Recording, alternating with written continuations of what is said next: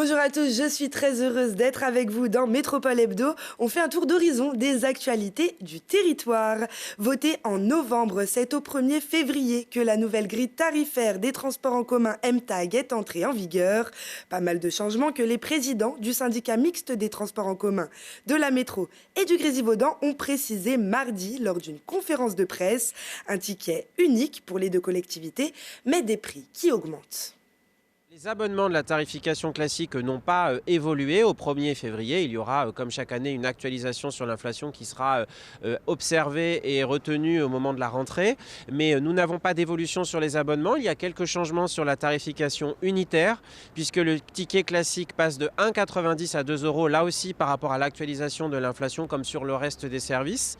Le ticket SMS, lui, augmente à 2,50 € volontairement pour le rendre dissuasif, afin que les personnes utilisent dorénavant le paiement par carte bancaire, ce que nous appelons l'open paiement, c'est-à-dire que vous passez votre carte bleue devant le validateur et cela vous décompte un voyage automatiquement. Donc c'est beaucoup plus simple, c'est beaucoup plus pratique et donc cela fera perdre son sens au ticket par SMS qui à terme disparaîtra. Et nous avons également souhaité maintenir le tarif de la carte d'e-voyage qui reste à 15,40 € et qui ne bouge pas puisque c'est un élément aussi d'attractivité et d'utilisation importante pour nos réseaux de transport en commun.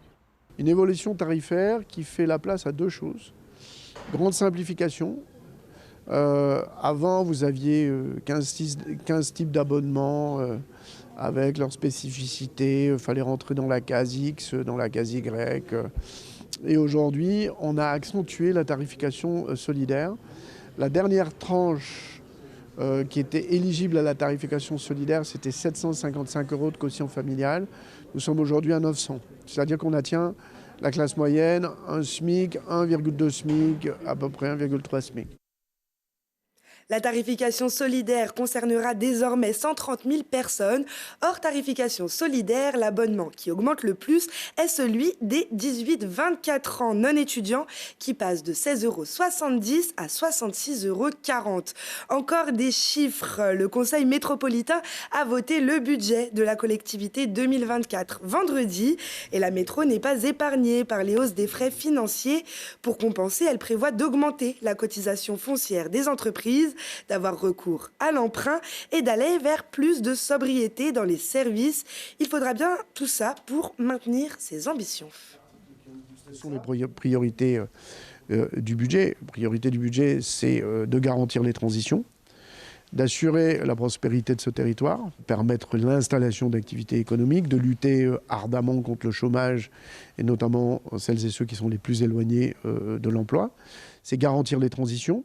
Donc on met beaucoup plus de moyens sur la rénovation thermique, mais aussi un soutien accru aux mobilités, au travers du SMAG et au travers de la SPLM-TAG, qui a des besoins de financiers qui sont beaucoup plus forts, mais aussi en vue de la construction d'un nouveau réseau de transport à l'horizon de septembre 2024, où nous souhaitons beaucoup mieux desservir les destinations domicile-travail. Cette année, tout budget confondu, le volume d'investissement métropolitain, ça sera 256 millions d'euros. Et en fonctionnement, c'est 486 millions d'euros. Alors sur la transition écologique, c'est plus 34%. Sur les mobilités, c'est une augmentation de 35%. Sur la transition écologique et énergétique, on a par exemple les dispositifs Murmure. Alors c'est quoi Murmure? C'est tout simplement aider les habitants qui ont une maison individuelle, soit les immeubles collectifs, soit les entreprises à rénover leurs biens pour qu'ils soient plus économes en énergie. Nous avons une situation inflationniste extrêmement forte et nous avons une augmentation des taux d'intérêt qui a été majeure, qui représente quasiment près de 10 millions d'euros de charges supplémentaires.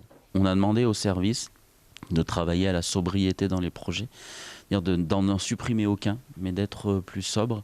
Et c'est pour ça que le budget métropolitain de 2024 sera en termes de montant quasi équivalent à 2023, notamment pour ne pas faire exploser la dette de manière trop importante. La dette qui pourrait augmenter jusqu'à 845 millions d'euros. Les rapaces ne sont peut-être pas ceux qu'on croit.